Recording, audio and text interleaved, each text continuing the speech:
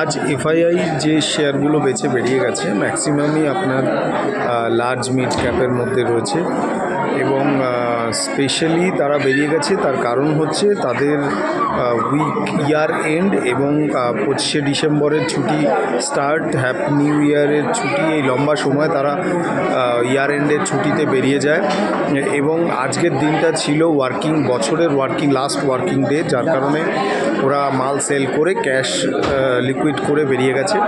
এখান থেকে আমাদের যে পজিশনটা আছে সেটা হচ্ছে নেক্সট টার্গেট ফেব্রুয়ারিতে একটা বাজেট রয়েছে, যার কারণে জানুয়ারিতে রান আপ শুরু হবে।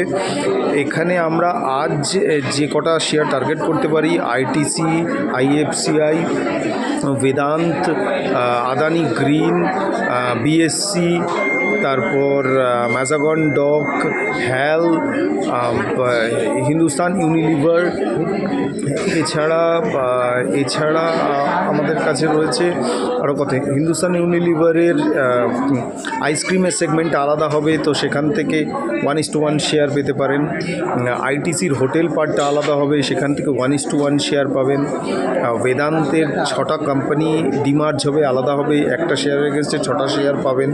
আর রিসেন্টলি বেদান্ত ডিভিডেন্ডও ডিক্লেয়ার করেছে 8.5 টাকা করে। এছাড়া আপনার ম্যাজাগন ডক 5:10 স্পিড ডিক্লেয়ার করেছে।